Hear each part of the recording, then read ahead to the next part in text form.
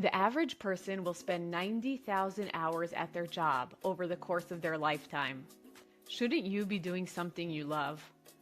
Welcome to Second Chapter Careers, the podcast that shares real stories of real people who left unsatisfying or imperfect jobs to pursue careers they love, offering you inspiration and practical insights to help you find a career that truly transforms your life. Hi, everyone. Welcome back to another episode of Second Chapter Careers. Today, I'm extremely honored to have Annette Mashi. Thank you, Annette, for joining us. My pleasure. I'm really excited to be here. Thanks. Let's just jump right in and tell us how you got started and what you got started with. Wow. Okay. So I got started a long time ago in another lifetime. I started, I guess my first real job was like working in my father's hardware store. So he was an entrepreneur. He inherited the store from my grandfather and I was working there. And that's where I got my first exposure to paints and materials and things like that because I work with architects. So it's good to talk about that. After that, I also worked for a while with a party creation woman.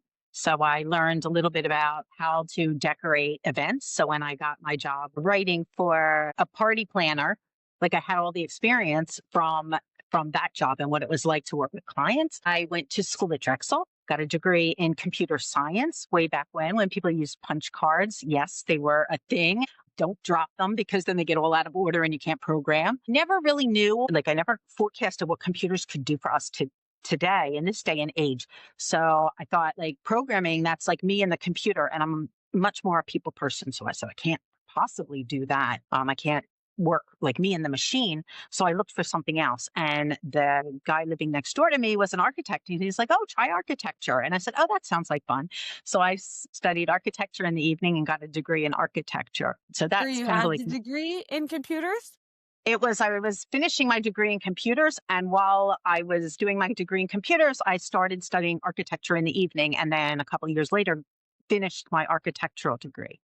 So Okay. definitely two different paths. Right. So first of all, where did you grow up? Just for a little bit of background. Sure. So I grew up in the suburbs of Philadelphia. There's the art museum behind me. I'm a Philly girl. I probably will always be a Philly girl, and Philly will always be considered home. Go Eagles. So yeah, that's where I grew up, in a conservative household. So I knew about Judaism, was bat mitzvah and everything. And then after I worked a little bit, I met my husband, who was Israeli. And I thought, well, yeah, living in Israel, that sounds like a good idea. And so I kind of took a brave leap and moved here to Israel. How did you decide to study computer science? Your father owned a hardware store, so that's clearly hugely different from what you grew up with. A lot of times we have guests who say, well, my father was a lawyer, so I was going to be a lawyer. How did you make that leap from what you knew to what you thought you wanted? So I credit that to my uncle Steve, who lived down the street. And at the time, computers were new. Computers were very, very new. In the world. And he said, computers are a really lucrative business. And he was working for a company that is probably no longer in existence. But I said, oh, well, I should study computers. That and the fact that there's a lot of men that were studying computers. And I thought, well, that's a good place to meet a husband because the ratio of men to women is very small as opposed to some of the other careers. I have to say that a lot of it was because I was looking at how much money I might be able to make, like a career that would last, and the family, like how could I find a nice Jewish guy that I could connect with? So they're the two things that led me into I think a computers. lot of people choose their career based on how much money they could possibly earn. In my experience, that's not the only important factor, though. Maybe you For sure. could share, was the money enough to keep you in the industry? I'm going to guess no, otherwise we wouldn't be having this conversation. So yes, I'm going to say yes and no. So the money definitely when I graduated from college and I had the computer experience, so I started working in computer architecture firms. In architecture firms and engineering firms that had computers, and I did their computer support. So I was working kind of in the industry, in the architecture industry, but I wasn't really doing the architectural work. I was doing the computer work to support all of the business that happened in the office. So when I graduated with the architectural degree, I said, okay, well, now I have an architectural degree. Let me go and be an architect. But I found out that the pay was so much lower, or maybe not so much lower, but lower than what I Enough was lower. making as a computer, enough lower than what I was making as a computer. And it's starting over from scratch. And at the time I thought, well, that's just a little silly. So I pursued the computers, but I never like pushed aside the architecture. I mean, it was still in my blood, but I never pushed it aside. But that's why I stuck with the computers as opposed to jumping into um, the design world. Okay. Just for a little bit of a throwback, maybe you could Hmm. tell us what was the starting salary as a computer person back in the day? And if you know the year, like when you joined the workforce, I think it would just be really interesting for people to compare to today's economy. Gosh, so one of the reasons why I picked Drexel was because they had a co-op program. And the co-op program gave me work experience so that I knew that while I was in school, I was getting experience and not going to graduate college without any kind of knowledge like in the workforce or anything to write on my resume. So I am thinking back to like after the co-op degrees, I would have to say not a lot. Yes. I think 2,000, $3,000, $4,000. I A month. probably not. Yeah, probably a month. Yeah, something like that. I mean, it really wasn't. It really wasn't anywhere near what they're getting now. Like my daughter now just graduated recently from Ben Gurion University, and the salaries there are triple that. Well, the economy is Yeah, different. What year was right. it that you finished, give or Oh, I take? graduated. Yeah, exactly, 1981. I Okay. graduated from, yeah, so it was a long time ago before you were born. But Graduated. at that time, probably 30 or $40,000 a year was considered a really good salary. Yeah, I mean, it was adequate. It was definitely adequate a salary. I mean, minimum wage is probably like $3 an hour. So if I'm making like 8 or 10 or something like that, It's a then lot. it's a lot. It's a lot. And then I got my computer degree, I guess around that. So I graduated high school in 81, college in 86, and then architecture school in 92. Mhm. So there was I yeah, so I'd been working for 6 years in the industry when I would have had to start over as an architect. And what was it about architecture that filled the gap that computers didn't provide for you? So I guess I've always had like an artistic piece inside me. I definitely love math. So that's the computer side. I definitely love math, but I always liked art and I studied art while I was in high school. And so it was combining that logic with the creative artistic side to be able to draw. And then from that drawing, you create a building. So Yeah.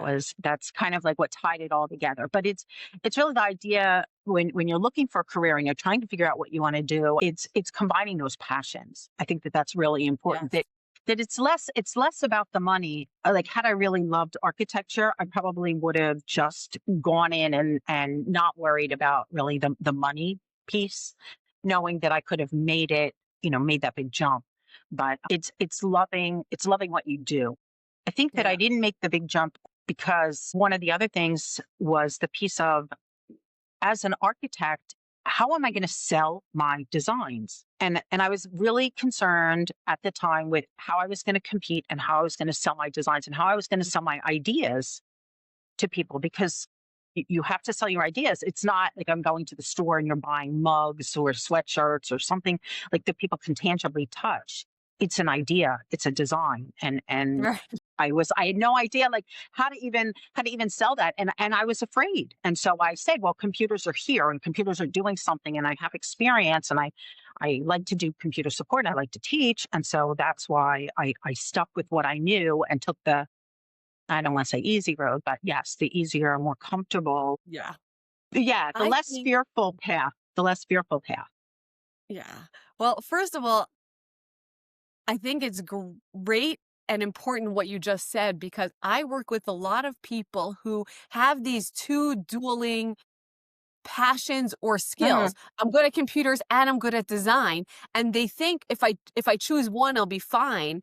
And really you don't realize that when it's such a big part of you, you're missing it from your career. I have several clients who have come to me looking for that missing piece. They're like, I'm good at what I do. Why am I not happy? And the reason is often because you're missing a critical part of your skill set, of your personality, and of your Right. passion. And you can't easily just push that to the side. It's like almost settling for something that's not 100%. You're settling for 80% or even less. So I think it's really Yeah. self-aware that you knew that about yourself and that you saw it so early on in your career when so many people do not. Yeah. I think that I did do the compromise and I did go into the computers and things like that. And the computers were great. And when I came here to Israel, I got a job with Intel and I started working in their computer department. And I guess what I was always looking for some sort of creativity. And I think that I could find it by doing a little bit like the writing for the people that I was working with. So like I could creatively, I didn't lose that piece of creativity because like you said, feel like they're losing a part of themselves and that's why they're not happy. So I translated the creativity instead of like drawing and art into writing. And I Okay. remember I was working, yeah, I'll tell you about the working, where's the creativity come in? Well, I know, but before that, just tell Sure. us, for those who don't know, what year did you come to Israel and how long did it take you to get that job at Intel? Okay. So I came to Israel. My daughter was born in 1995. This is how I can mark it. So we came in 1996. So I've been here. Okay. So I've been here for her. No, but when she was a year, yeah. Yeah, she was a year old. We came as like a family of Olim, even though my husband's Israeli. So my husband's is Israeli. It definitely cushioned the landing here in Israel because he could speak the language. We moved near his family and all that other good stuff. In fact, that's how I ended up like where I did at Kiryat Gat because his family was there. Um, Wow, I they were pioneers. so they were well, yeah. They they left Iran.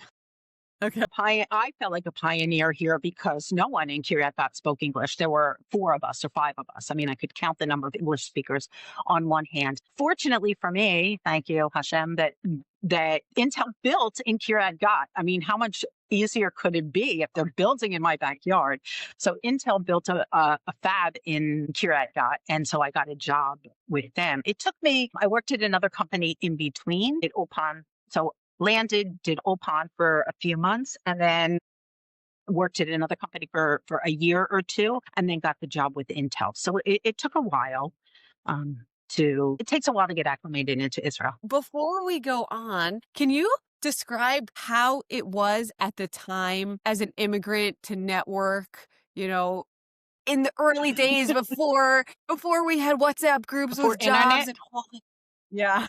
I wasn't going to date ourselves too much. So I'll tell you honestly, okay, I remember sending resumes and cover letters like on paper to companies here in Israel. I mean, that's how hard it was. And I remember interviewing at different places and they said, you have to wait to get a job until you come here. I mean, like paper. Real paper. Right. And I had a list of companies and I think it was before Nefesh B'Nefesh and like Way before. AACI was, yeah, way before Nefesh B'Nefesh. It was not, it was really hard. And I moved to a place where I didn't have support and I did feel very lonely that there was no one. I mean, I had my husband's family, but they're Sephardic. I'm Ashkenazic. Didn't really get that there's a cultural difference between us. And so it was really, and they didn't speak English. They spoke Persian and they spoke Hebrew. And I had very little Hebrew and spoke English. And we moved in with them. I had two little kids. It was really hard. It was very hard. And so, when I think now about like starting my own business and running my own business and doing harder things, I'm thinking back to, hey, I moved to Israel. I mean, that's huge. Like Yeah. I picked myself up and I created my own life. I have a huge network of English speaking entrepreneurs here in Israel that I adore, that support me, that I call, that are friends, even though they don't live anywhere near me. I mean, I live in the middle of nowhere. I'm between Kiryat Gat and Kiryat Malachi. I mean, everybody's in Modin or Jerusalem or Tel Aviv or, well, I have to say now there's Karmei Gat. That's why I Tons. was saying they're such pioneers. they're here. Carme God is now here. And so there's a lot of English speakers that are coming to our community, which is really nice. And Evan Schmuel is a moshav not too far away, and they're all English speakers.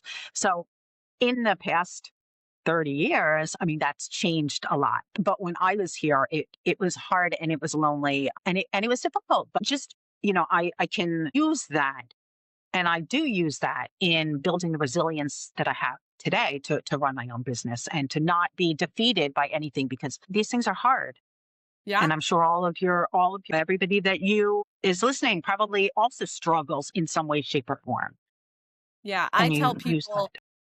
not just clients, but a lot of people that I work with, that if you've made Aliyah successfully, you can do whatever it is. You can change careers. You can start your own business. You can, because you've already done the hardest thing, It's hard. Right. Yeah. But it is like, when you think about it with that perspective, it really is very emboldening and empowering Right. and you forget, I think we just celebrated our 22nd anniversary of our Aliyah last week. And, I've pretty much blocked out that entire time of difficulty, of being alone, of having no family and having a newborn. You just kind of roll it into life. And if you can get through that, you can get through anything, I think, I hope. For sure. Oh, So for a sure. professional scale. Yeah. No, for sure. Like it was running. I was running on, like, I was just running. And you're just doing. I'm just doing and doing and doing. And not to say that there's not dust. I mean, there's dust in the United States. There's dust in Israel. It's pretty much the same. It's just, you're just running with your life and continuing on and taking them to school and bringing them home and running. I was at Intel, so I was working those crazy hours that people work, juggling being, having two young kids. And it was hard. It was hard, but Okay, you tell pass us that stage about of life. working at Intel. What did what was your job there? What did the day-to-day look like? So day to day was, I started out doing computer support on the phone. So their call center. So people would call in from all over the world and ask, mostly Israelis would call in, although we did eventually hit like the Irish people. They would work because we were working Sunday through Thursday. And so the Irish were also working like 24/7. So they're working on Sundays. They would call our call center and talk to us because we were already working. And so it was a cost saving measure from Intel to use people who are already there. So they would call, they would talk to us, or they would talk to, they would talk to me. Actually, they would hand me the phone because they never understood the Irish accent. So they're like, Annette, talk to this guy, talk to this guy. And I would do computer supports. Shifts, we had shift hours of working on the phone. I did morning hours until like 2 or 3 o'clock in the afternoon. And then I would go home, and then meetings in the evening. And then I moved from the call center to their IT department, buying computers globally. So I was in charge of making sure that every new Intel employee had a computer on the first day they started work, and making Nice. sure what kind of computer they had. Yeah. So lots of math, lots of spreadsheets, $36 million worth of budget. Nice. And that probably was right in your wheelhouse. The Excel was definitely in my wheelhouse. The budgeting, the trying to figure out how to budget between what the Americas region would get, what we would give out to the people in Asia and things like that. Like trying to figure out the numbers and budget the numbers was definitely within my wheelhouse. It was definitely very interesting. And then I would help.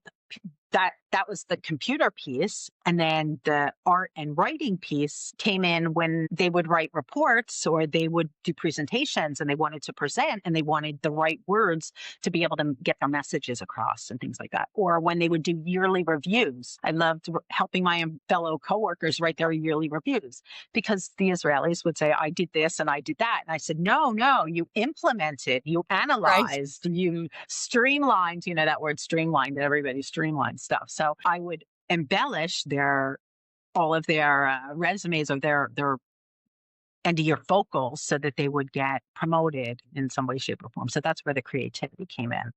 And was that part of the job description, or you just put on that hat because it was because there I and was you nice and American. Yeah, it was nice and it was English and it was easy for me. And actually, I did a barter that I would do. I would write their yearly review and they would take hours of mine on the phone support.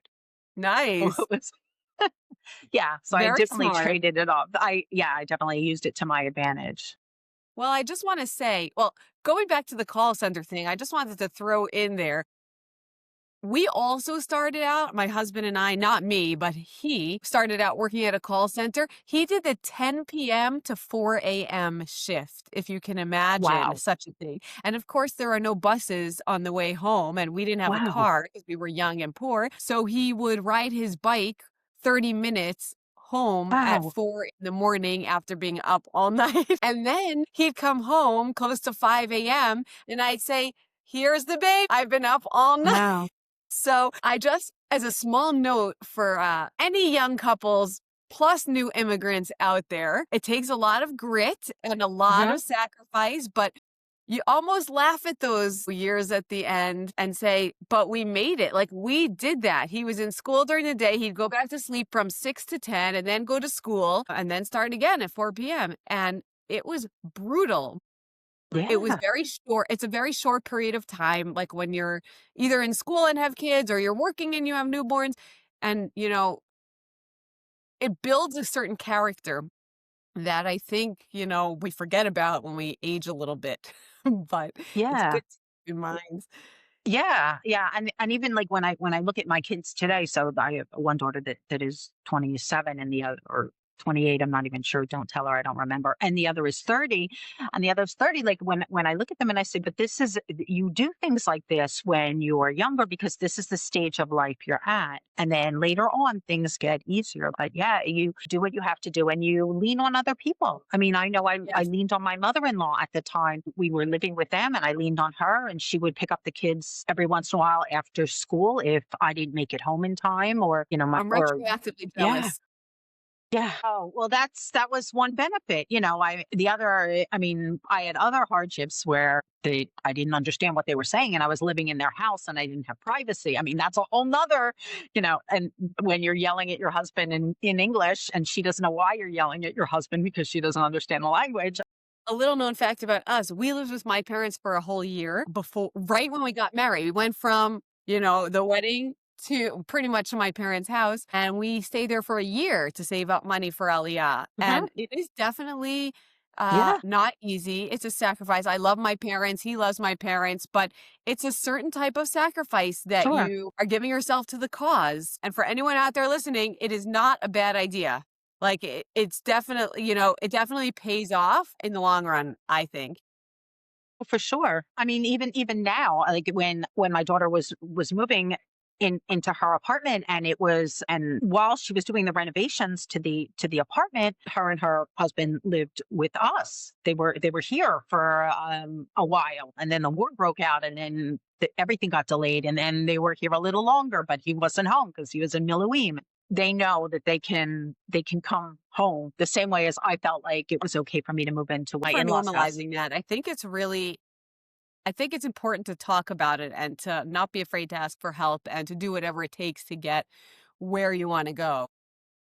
I think it's a show of strength, actually. It's a show of strength that you realize that there's something for anything, for any kind of like whether it's a career or it's help at home, whatever. It's a show of strength to be able to say, I need some help. So it's okay. And so many people want to help each other and do whatever they can to help each other and inspire each other and things like that. And I didn't look at it as like, oh my God, I'm going to make it on my own.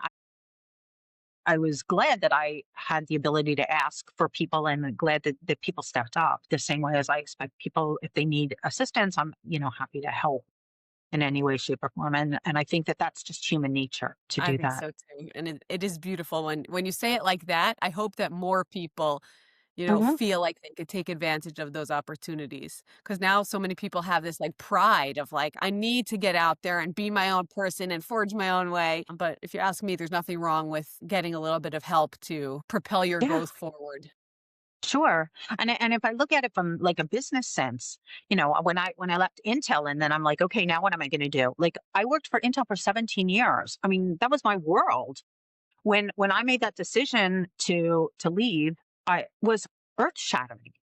So It why was did just you earth. decide? What Let's did I let's decide? So yeah. yeah, let's talk about that first before so when I grew up, knowing from my parents' generation and things like that, you would go to school, get a good job, and stay with that company until you got the gold watch and you would retire. And Yes, that yes. was right. And that was life at that, in that generation. Mhm. So I worked for Intel and I could see that after a period of time, there were no retirement parties. I worked there for 17 years. I went to only one Wow, retirement that's such party. an interesting observation. Yeah.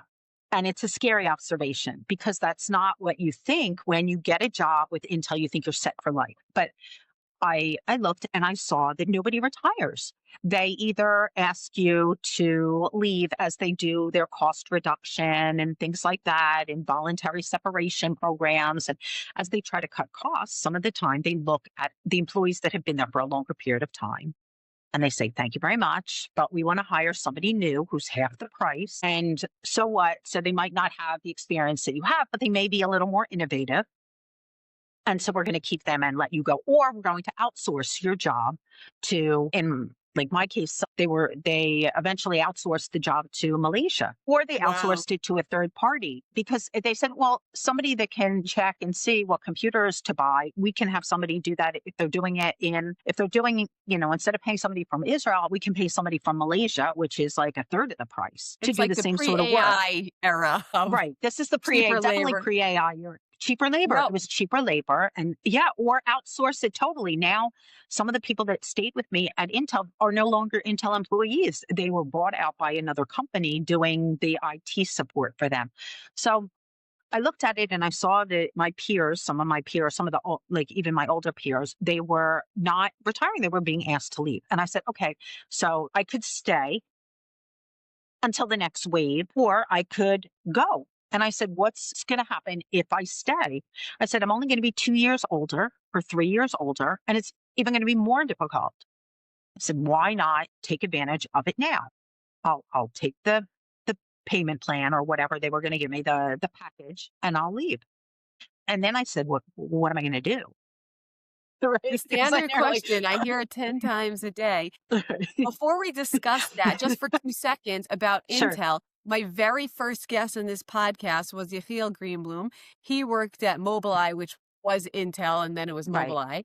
And he talked about wanting to leave after 20 years because it was just enough. Did you find that at Intel, or no, mostly people were made redundant or replaced? So a little bit both. It certainly wasn't the same company. When I joined, I remember I mean, my kids were little and they were like golden children at Intel because Intel they want your employees to be at the office. And so what do? They set up like daycares and things like this to take care of the kids and parties and happenings and stuff. There was one Hanukkah party they had so many donuts on the table. I mean, like piles of donuts, like my hunt's worth of donuts on this table. And then I thought, nobody can even eat this many donuts. I don't care how many kids you have and stuff. But it was such a different like attitude toward the employees and I felt like it was the greatest place to work. And there was like family and things like that. Toward the end, I really felt like they were cutting costs. They were cutting costs. They were looking at everything. They were worried, like, exactly what time did you come in? Exactly what time did you leave? How long were you at the gym? I mean, it's a golden cage. They brought things to us. They had the gym. They have the lady that does your nails. They have for the Hagim, they have people that would come sell you pots and pans and things like that. So you didn't have to go out to buy those things for your in-laws for Passover and for Rosh Hashanah, right? All of those things. But I mean, they had the mail, the post office was there. All of it was to bring, so you didn't have to leave. I mean, they're keeping you in this cage. You don't even realize it. They're giving you popcorn and movies and, showering your kids every year with trips to the safari and to Superland. And like, I mean, you're caught up in it. And all of my friends were there. I mean, this was my network of people were these employees and my friends from Intel, because I didn't really have a network outside. I was there so many hours. And in the evenings, you're just working, like the kids, you put the kids to bed, you have that like off time, and then you're working in 2 or 3 hours in the evening because you have your computer at home, and why not? And there was this project, and like I'm thinking, one more project. Yeah, I'll be able to relax after this project. You're laughing because you hear that, right? It's Because I've been there, not at Intel, obviously, but in another company. Yeah.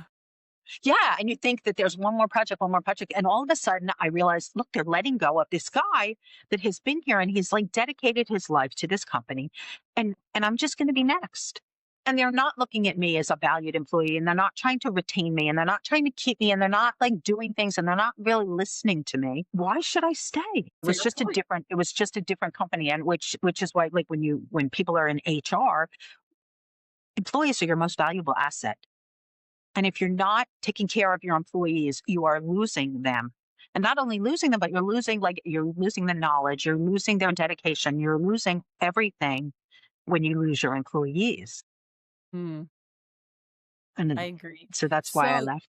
so how did you plan your next step? How long did that take, and where did you end up? Walk us through it. So I left Intel, and I'm like, oh my God, now what am I going to do? And I thought, oh, I know what I'm going to do. I am going to teach English to Israeli students because they need it. Yes. I'm going to be a teacher. I'm going to be a teacher. That lasted for all of 6 days. Wow. 3 days Why? one week, 3 days the next. Oh my God. First of all, I don't have the Hebrew to be able to teach them in English. They put me with the 13-year-olds. So I had no teaching. The only teaching experience I had was teaching adults computers. So it was definitely a different, very, very different. I cried every day. I came home. I didn't know what to do. I didn't know how to plan a lesson. It took me 45 minutes to read their names because I didn't have the Hebrew to be able to read their names, to take roll call. 45 Wow. minutes, that's the end of the class. I said, I can't do this. This is not for me. I really want to give back to the community. There has to be a better way. And so I abandoned the teaching. But that's what I had in my mind when I left Intel, was that this is what I was going to do. And then I started searching after my 6 days, and failure as a teacher, failure in the Israeli school system, which does make good stories, but like how I would chase the kids and they would chase, like one kid would chase the other kid, and then I would chase both those kids. And yeah, I went to career counseling. Um, Intel, part of their package was to go to a career counselor and to get assistance and to try to figure out what it is that That's amazing that they what you offered could do. that. Yeah, it is amazing that they offered it, but they offered that, and there were courses on networking, how to connect with other people and how to network and how to meet the right person and meet different people. So they offered it as a way to help you get out of the Intel environment and into something else that you could do, something else that was valuable. So that's what I did. No, and then through you discovered your new career, or it Through evolved? career coaching, it evolved. Through career coaching, I was trying to figure out like what it is that I really like to do. And that's when you kind of sit down and you say, oh, what have I done in the past? And how can I adapt that to what I want to do in the future? What are my strengths? What don't I want to do? I mean, I knew for sure I didn't want to be a yoga instructor. I mean, so Or even an that English that's teacher? really important. Or an English teacher, right? I even tried teaching adults English, but they got confused with Tuesday and Thursday, and they would cancel the appointments. And they can only learn so much slang in English, and yeah, that it wasn't. And you can't learn the language overnight, and so it was very frustrating for them and for me. But I realized, like, as I looked at my career path, I said, well, I've always written. I've always liked to write. So I'm going to continue to write. And and now it's just figuring out what I like to write and who I like to write for. So that's kind of how I got to doing what I was doing. But yeah, the career path really helps because they kind of fine tune it, and they have processes to go through what you like and what you don't. And they help me write resumes, and they help me like be in touch with people. And I think that like I tried it. I tried the teaching. I said, that doesn't really work for me. And then now what can I do? And through friends of mine, they got me in contact with a couple of different companies that were looking for somebody to write in English. And that's where I started writing more marketing material.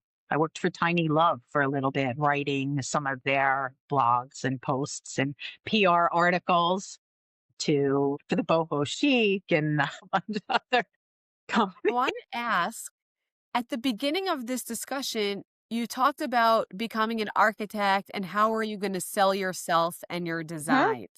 And then fast forward, let's say 20, 25 years later, here you are selling yourself. You're doing the exact same thing that all those years ago, all those decades ago, you said, I can't do that. So what changed in you over those years that made you say, now's the time to become an entrepreneur? I can do this. I couldn't before, or I thought I couldn't before. You probably could have the first time around, but what made that switch? So I don't know that I ever like really consciously said that now I'm an entrepreneur. I think that it kind of evolved. Like I left, I got a couple of jobs, worked for a couple of people, went on a momentum trip, which totally changed my life there. As a counselor? As a yes, like as not as a counselor, as a A let's see. local? Yeah, as a local Israeli. So they're for people that don't know, it's like Yes. Taglit birthright for women. That's the way I define it because that's probably the Yes. easiest way to say it. So it's like birthright for women. So there were women from Lehigh Valley, which is right outside of Philadelphia, which is where I grew up. And they happen to be, again, Hashem, right? They happen to be the sister city of where I live. Oh, Right? Like how much of a coincidence is that? And the women from Lehigh Valley were coming and they wanted Israeli participants from the Yoav, from the Council of Yoav to go with these Lehigh Valley women.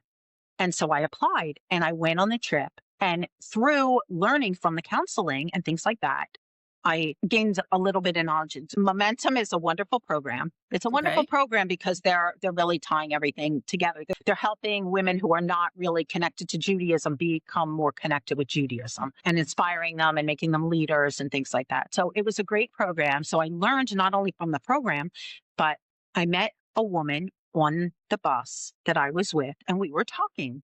And I said, oh, we should write an article about my perspective of the trip and your perspective of the trip. And she said, okay, like she said, because I was giving the Israeli perspective and she's giving the American perspective. So we wrote an article and she said, you write really well. And we had talked on the bus about the architecture and things like that. She was writing for architects. She's writing for a company who teaches architects how to market themselves. And when she left her position, she called me and she said, work for them.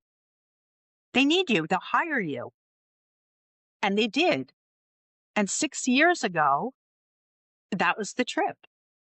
Wow. And that's the tie-in of, so you never know who you're going to meet, where you're going to meet them. So you just begin to talk about what you do, what you like, and that's the start. And so I gained some experience working with the architects. And then I gained some more experience learning about marketing and talking about myself. And then networking is huge, huge, huge, huge, huge, huge, huge. So now you're working for that company or you're on your own? I'm on my own, but they're one of my clients. So they Okay. How hire did me to that write. evolve? How did that evolve? So from the woman on the bus, she was their client, or they were her clients. And when she didn't want to do work for them anymore, they became my clients. And so they bring people into their program who need help with marketing. No, I and know. so I But provide the then marketing service from there. working for them, how did you start your own thing? So in order to work for them, I had to have my own company. Like I had to Okay. be on my own. They didn't hire me as an employee. So that was one. And then I said, well, if I'm writing for these architects, I can write for other architects. So now I have to find architect clients that want writing. And that's when the LinkedIn profile develops. And that's when you start talking to people and you make connections through the people that you're talking to.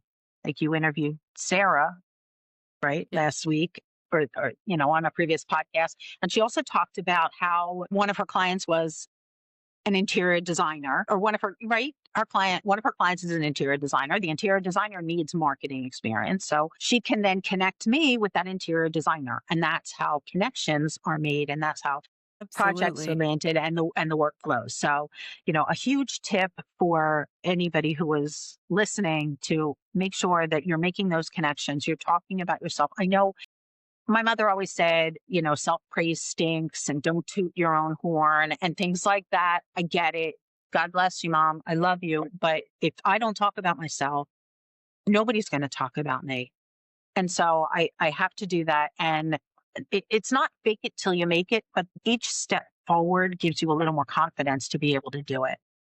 Absolutely. Thank you for saying that. And I just want to interject that thinking back on your whole process and what you said, imagine if you, Annette of 2026, existed in 1996, you could have answered that question for yourself. You could have found a marketer for architecture and built your own thing just by putting those two pieces together. And for a lot of people who see the gap, like, I can't do this because I can't sell myself, maybe the answer is Annette of 2026. Like, I'm going to do that. I'm going to help other people who have the problem I had 30 years ago. Sometimes the answer is make it yourself. Like, instead of saying I Right. can't do it because it doesn't exist, just take the bull by the horns and say, I'm going to solve this problem. There you've just created, a space for yourself that didn't exist.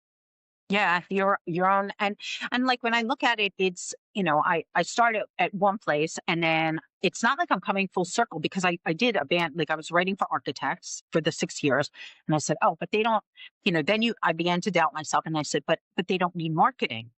Like, they don't need marketing. I'm having trouble selling. I'm having trouble like marketing my services or offering my writing skills to other architects. They don't seem to want it. They don't understand. I said, oh, let me look.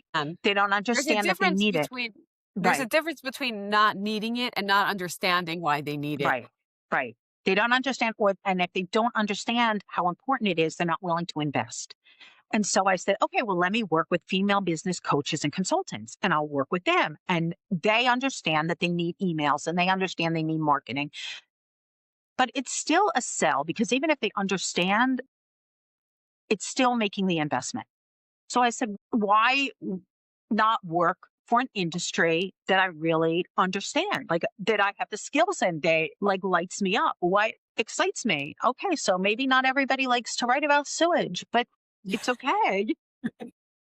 There's a lot of other things that architects do. Like aging in place. What's your house going to look like in 10 years? That as you get older, are you going to be able to maneuver the stairs?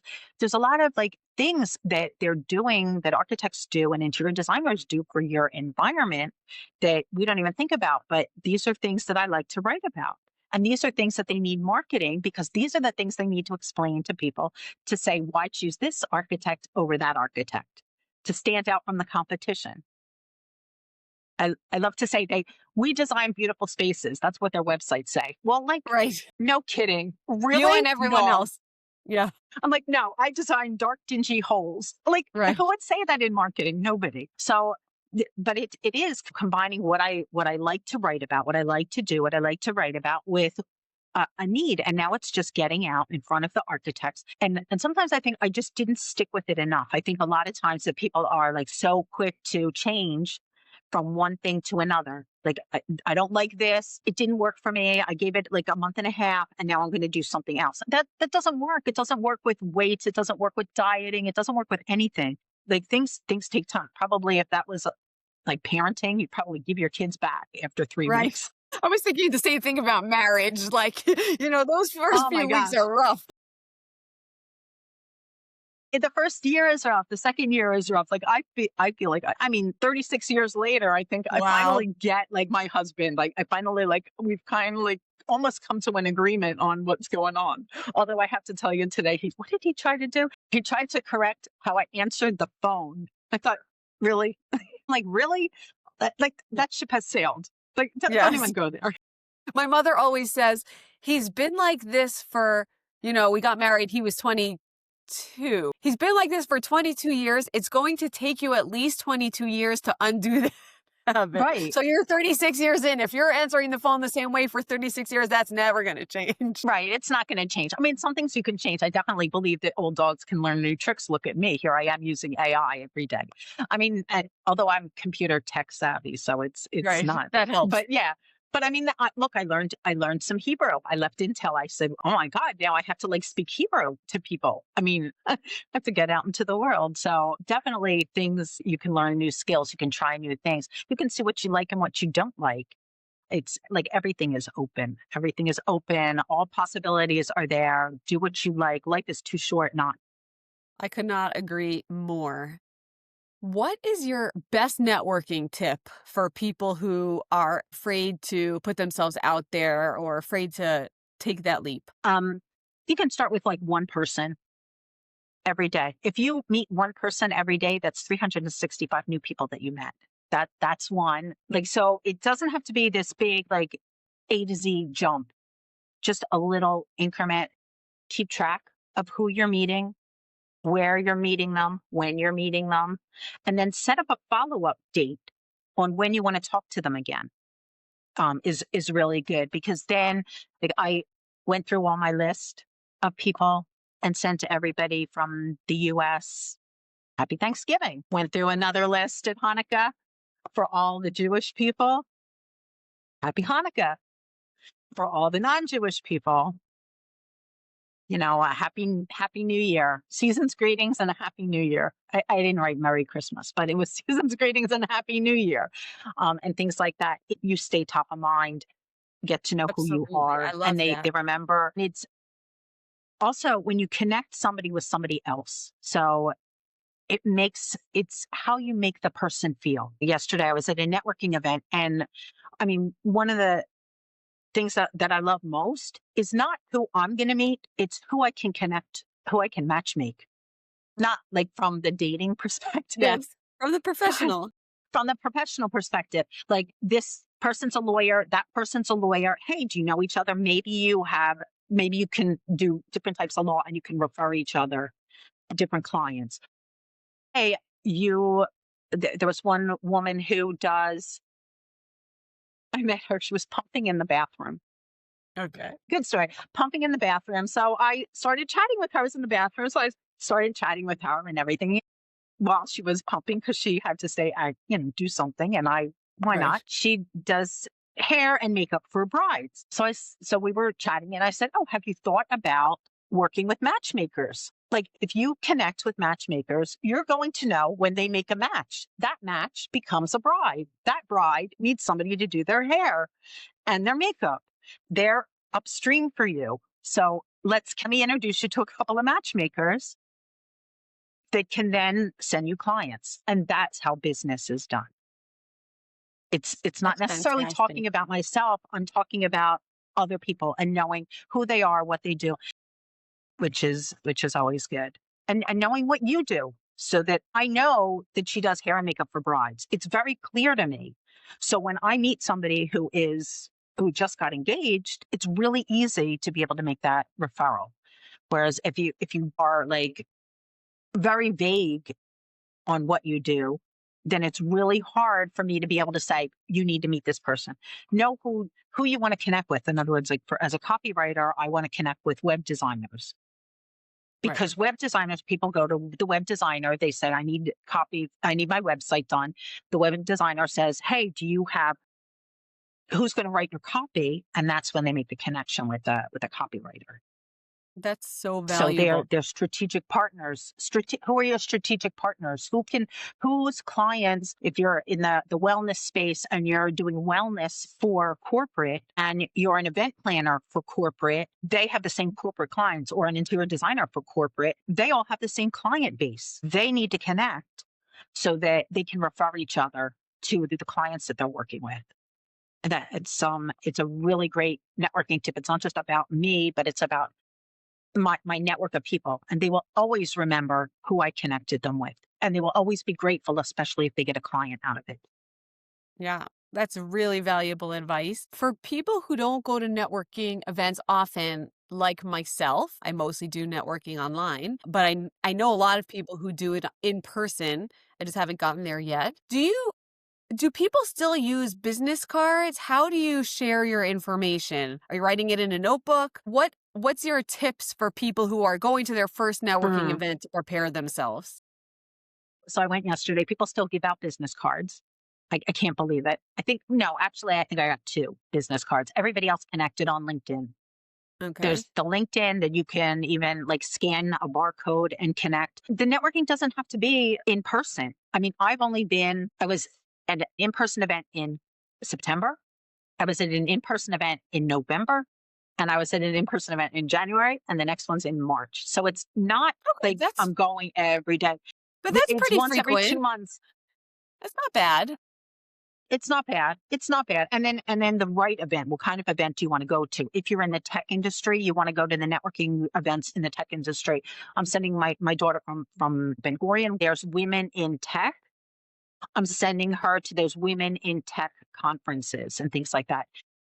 And she's like, her Hebrew is fine because she was a year old when she got here, so that's not a problem. But like Temec has a conference next week which is all English speakers. So there you can find conferences that are English speaking. You can find networks that are English speaking. It doesn't have to be just in the US. There's a lot of Absolutely.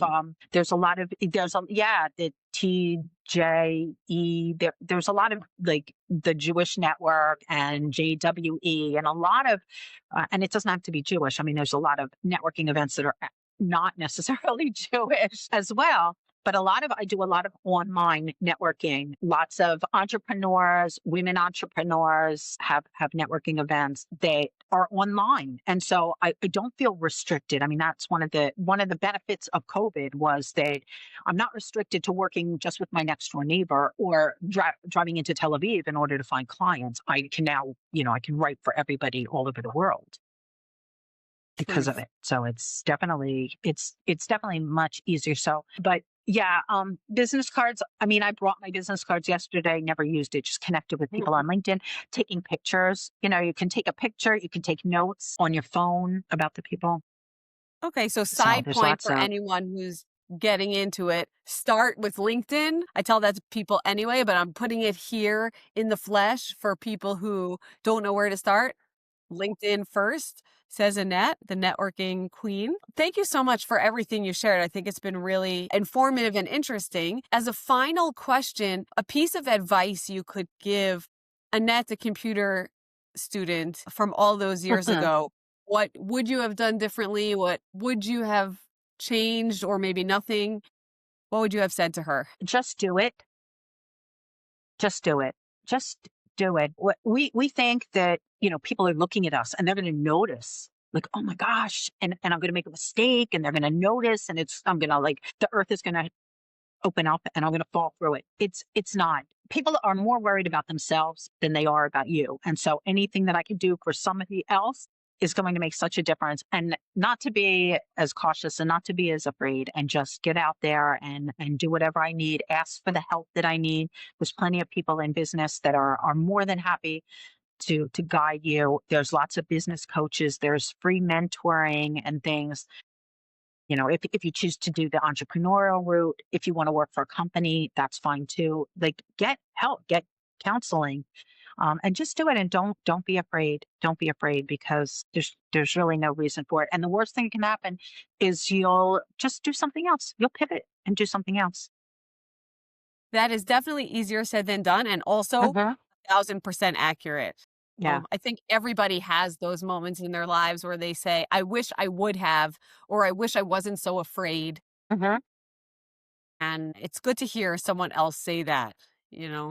So Yeah. thank you Well, so so much. Oprah, one more, like Oprah, if you, this is Oprah said that after every interview, when she's interviewed, how she's interviewed like all the presidents and things like that, Elon Musk, all those people that have been on her show, every single person after the interview says, how was that? Was I okay? It's so no matter who you are, there's that self-doubt. So if Barack Obama had it, I don't know if she ever interviewed Trump. I mean, He doesn't have any self-doubt. no, he probably doesn't. He probably left that somewhere else. But like all of the people, if you think about all the people that she's interviewed over the years, and a huge, huge successful people, they're all asking, was I okay? Fantastic. Thank you so much for your time and for your insights. And for anyone who wants to get marketing for architecture and interior design, I will be happy to leave your contact details in the show notes, or maybe your LinkedIn. Probably that's better.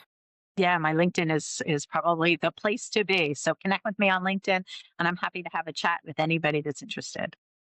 Thank you so much. Thanks, sorry.